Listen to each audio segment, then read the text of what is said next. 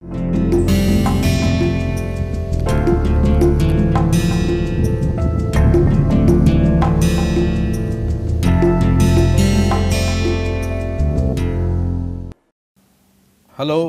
and welcome to this new MOOC course titled as Cognition, Emotion and Transformation. Before we actually launch on this 10-hour course, we should take out some time to briefly understand what we are going to do.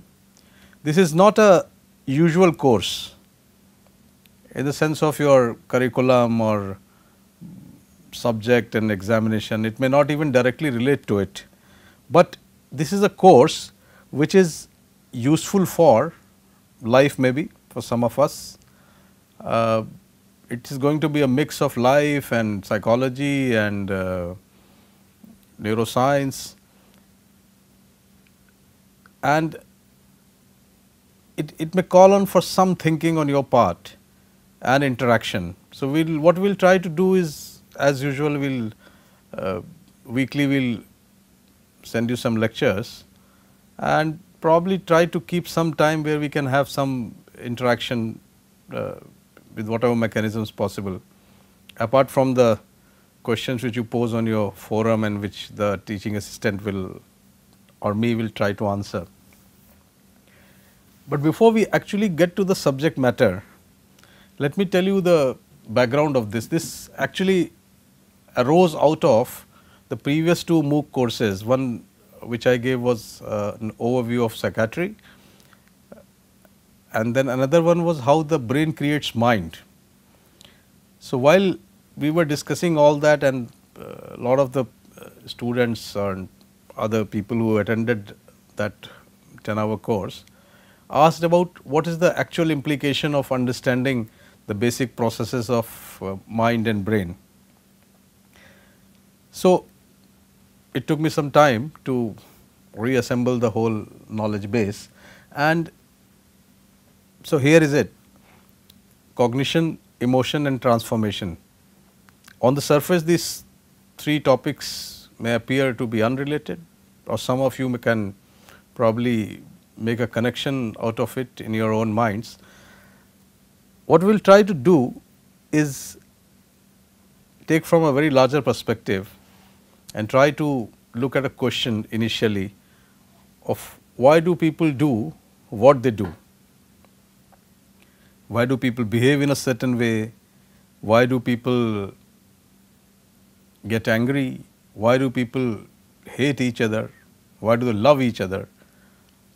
These are some things which all of us experience, and there are times, and there are many times when we ask ourselves in the background either about the behavior of the other person, that why did he do this, and often about ourselves having repentance or having guilt after behaving in a certain way. And there are times when things happen the way we want. So, and those are pleasurable moments, and they give a sense of satisfaction and a sense of achievement.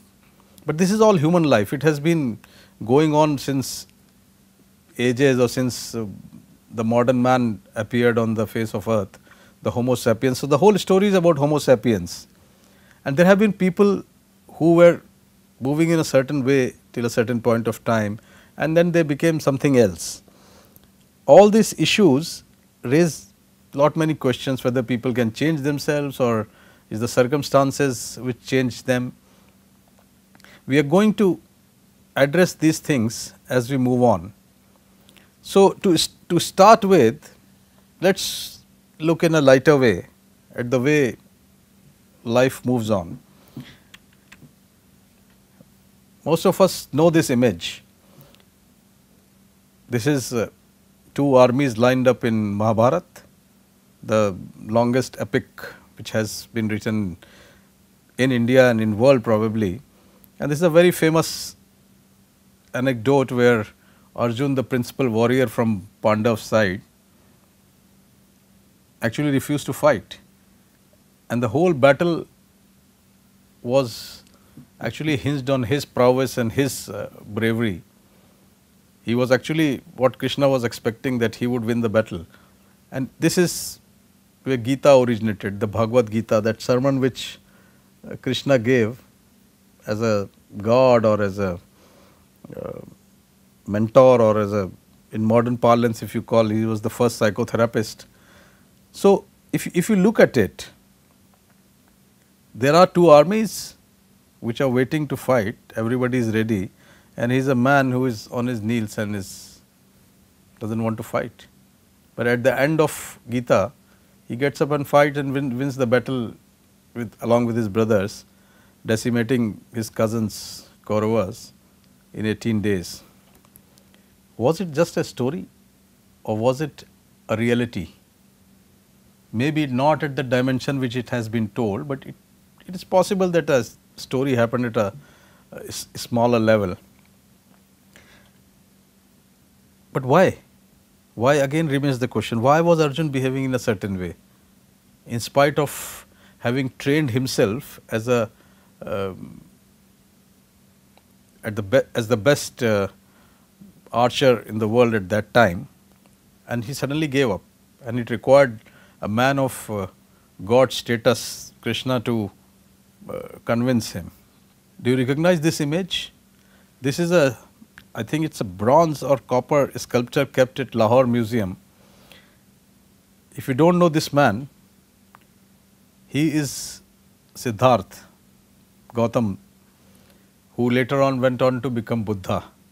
And this was the initial years of his living as a sannyasi and doing very, very austere tapasya and the ritualistic behavior which a lot of people do to. His question was maybe not to find God, but he was also questioning what is the real meaning of life. And as you all know, he was brought up in a lot of luxury, and his father tried to keep him away from misery and dukkha, the sadness. But still, in one day he saw an old man, a sick person, and death, and that night he left. He actually went on to a lot of gurus, and somewhere along the line he stopped eating, and this is where his abdomen almost met his back. Although he did not, by his own account, achieve anything, and it was only when he returned to a normal life of eating, and when he was tired and he sat down under a tree, which is the Bodhi tree, that night it is said that he achieved enlightenment. Now, this may be, all these things may be part of mythology or a part of real stories. We know about Ram, the protagonist of another epic called Ramayana, who, to keep the rules of society and the obedience and the loyalty intact, suffered a lot. What was motivating these people to go beyond what they were? The man is missing from this cross, but we all know him. This cross symbolizes Jesus Christ, who lived to spread love and was bearing the pain of people, even to the extent, you can just imagine the nails being put into his hand, the sheer idea of that pain. But he was there. I mean, he was there to take the sins of all humanity at that time. And if you come to modern times, if you leave mythology, and if you don't believe in mythology and you don't want to believe what I have shown you, even at a very smaller scale, this is our times. Somebody walking on moon, the first man who went on moon, Neil Armstrong, nobody had gone before. It was such a matter of courage and facing the unknown by just volunteering and getting training, because nobody knew that if you are going into the deep into the sky and on landing on the moon, whether you are going to come back or not. Shift from this stories of great achievements to what man can do to the other man. This is a horrible picture, so I will just move on fast, but this is from one of the concentration camp in Germany. While Hitler was ruling and he was out to decimate and terminate Jews in his rather false belief that Aryans are superior race, This is a girl who has climbed Mount Everest, and she was the first girl who with a handicap went on to climb the Everest. She was a sportswoman before that, but with some mischievous people threw her out of the train probably, and she suffered an accident, but her spirit never died. What motivates these people? And this is our own Deepika Padukone, you know her, she is a very famous film star, who has gone on to write this: anxiety, depression and panic attacks are not signs of weaknesses. They are signs of trying to remain strong for way too long. Now, this is her idea about depression, and she has been brave enough to come and tell the people what most people hide: depression and feeling weak. And now the question is, and she has given a rise to a new movement where even few days back the Prime Minister of India, Shri Narendra Modi ji, went on to talk about depression. A Prime Minister talking about depression is and the need for these people to talk, the need for these people to express themselves. This was a report which I just saw in one of those internet magazines, where they have claimed that the poverty actually changes the brain.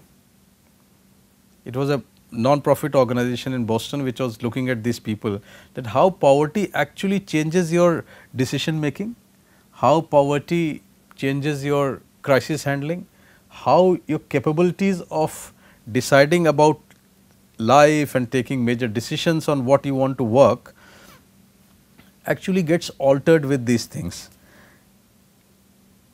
The big question which I want to ask is, if you look at all these people, and you really do not have to look at all these people, you have to look at yourself. What is it that motivates us? What is it that these people who have really gone into a different way to prove themselves, or in the way that which was not very usual for people to survive at that time? They could have been happy doing a small job and living on their own like most of the people do.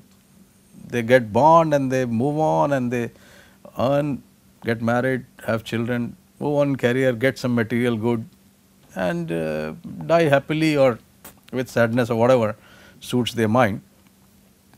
The question which really comes up every time when somebody tries to walk on a different path, is this willful, or is it because of circumstances? Is it change or it is transformation? These are the questions which we also face every day. Like for example, I am a psychiatrist and I see a lot of patients. I have one question which I keep asking myself, that why is it that when somebody gets psychotic, psychosis is a state of mind where people lose touch with reality.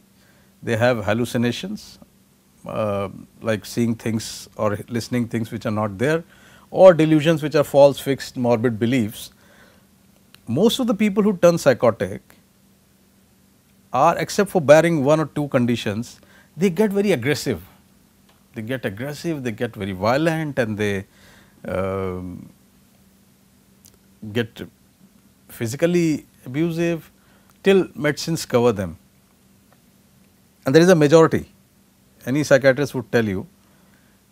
The big question which I keep asking myself, that why does it happen that if everybody who is losing touch with reality actually brings out anger, actually brings out this psychopathology from their mind.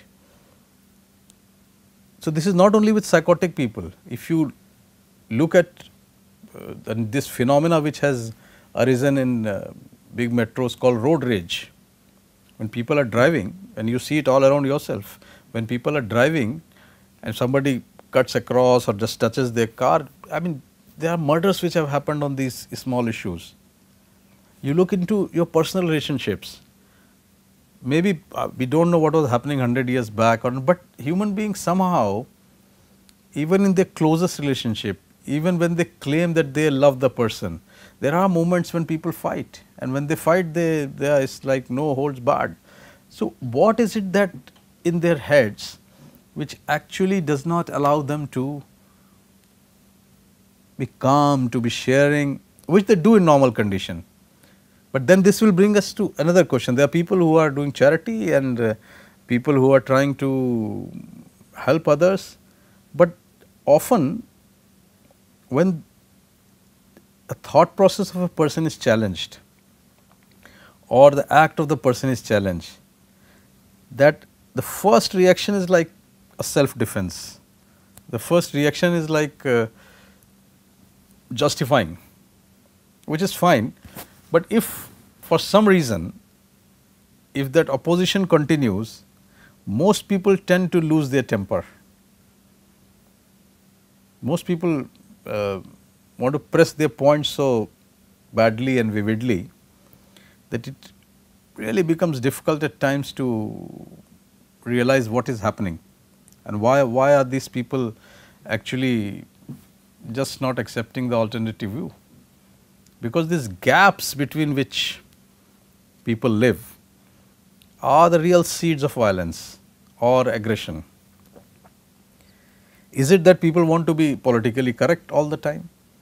Is it that they want to convey an image, and when that image is challenged, the real hunter from within comes out? Because human beings in the evolution have gathered violence just because of I mean the history of evolution of Homo sapiens is not so charitable. But are these genetic changes lead to cognitive changes also, where people just has keep control, keep in a state of mind which appears very, very quiet and subtle, or is it a societal change? Because if you look at it the way psychology has trying, if you look at the epics and the politics which has happened and of the recorded history of 5,000 years, most people it has always been talked what is life about and how should people behave.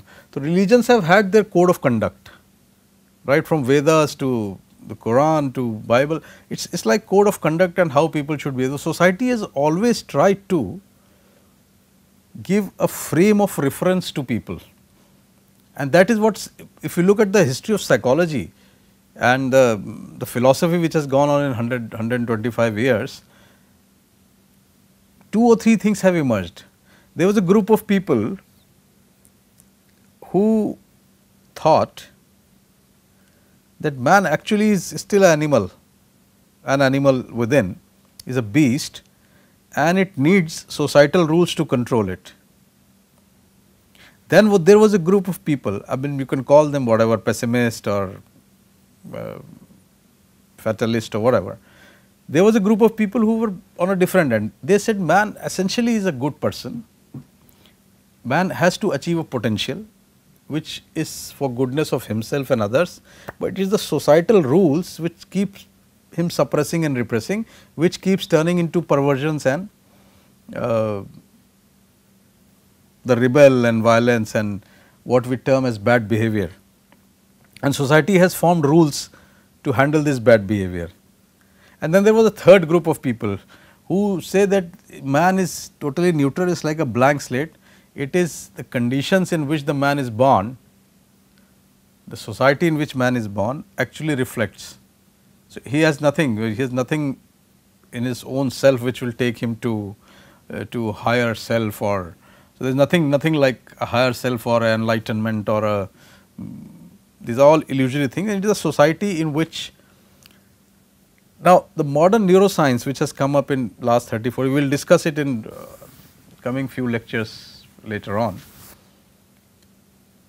is actually mixing up all three, the findings of imaging and findings of the physics of brain and the neurophysiology and the whole models on which have been generated based on mathematics also at times indicate that partly all three of these may be contributing to the way a person lives.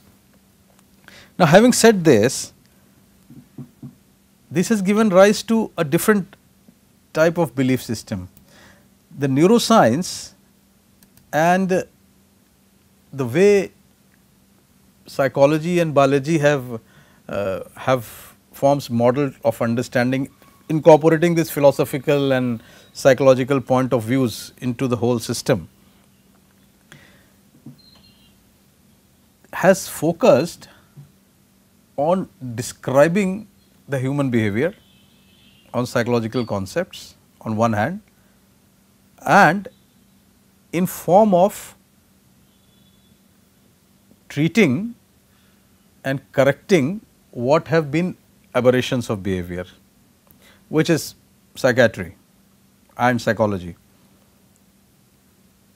So, there have been two dimensions. One, that if you break the rules of society and if you have intent, we will discuss this further when we talk of normalcy and abnormalcy. Then there is a law, there is a psychiatry, there is a, it is only in recent times that a focus has shifted to looking at the strength of human mind, looking, which is called which has been termed as positive psychology, but a lot of this positive psychology in fact has always been there in the form of some religious text or in the form of mythology, the stories which human mind has created and made. Now, so ultimately if you try to look at life of whatever level you are living at a student or a professor or an engineer or a maybe a religious guru or a politician or a homemaker, these are universal questions which are there at the background of each thinking person. I do not think there is any doubt about it, because agreed that man may have its inner strengths or man may be a societal animal, man may be nothing without society, but still the way human mind has evolved, it keeps trying to discover meaning into itself, and that brings us to this big question. No person, if suppose you leave a person in isolation, if you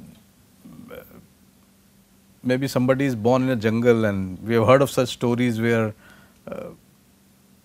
the person was brought up by animals, whether they are true or mythology, again they raise a question. Even the stories and the mythology raise a question, and there are big question. The big question is that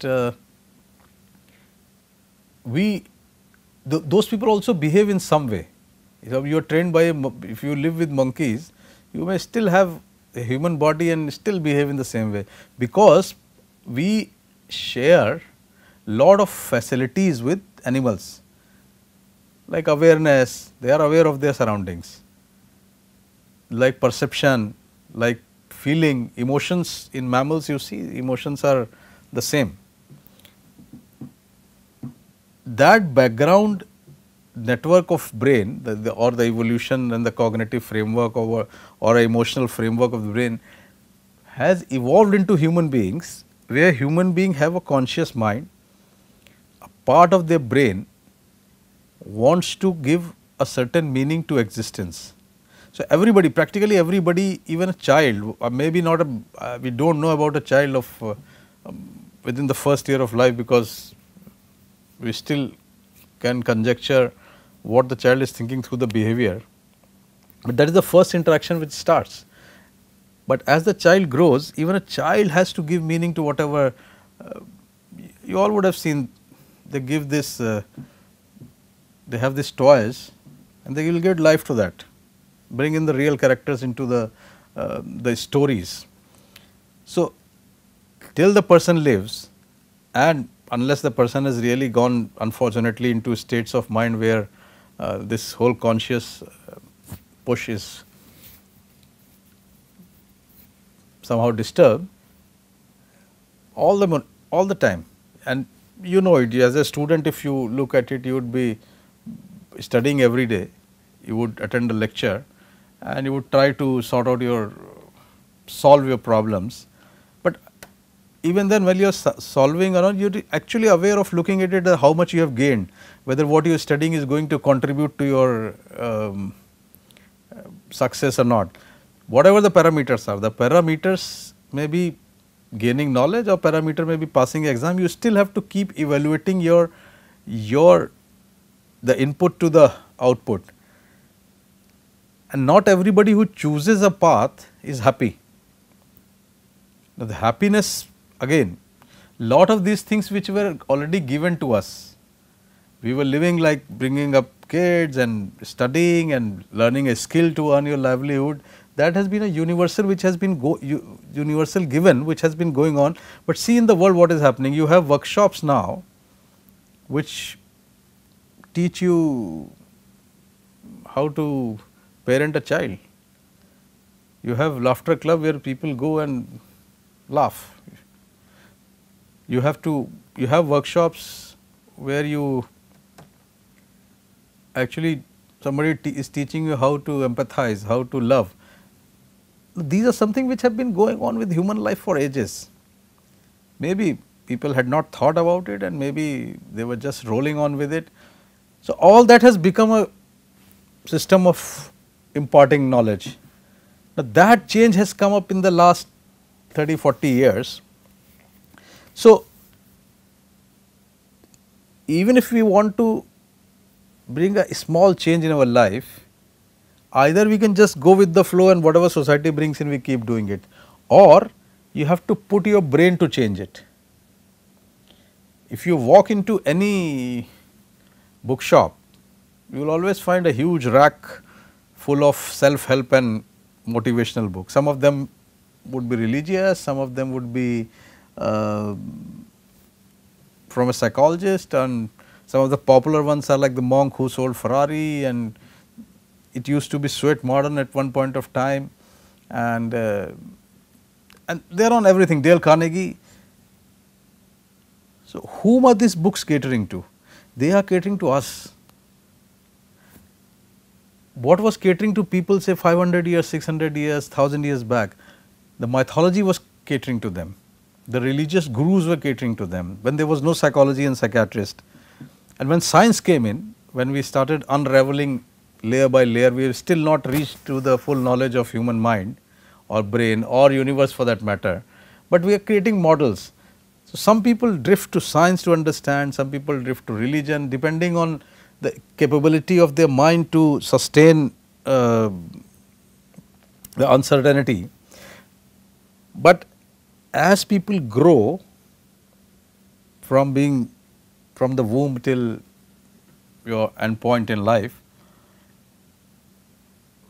even while everybody knows that maybe the death is the ultimate, but still we do things, and we try to do things in a way which can give a certain value to our living. In this value system, sometimes you do things which others have told you, sometimes you want to do things which you want to do it, and that requires certain amount of tweaking with your mind all the time.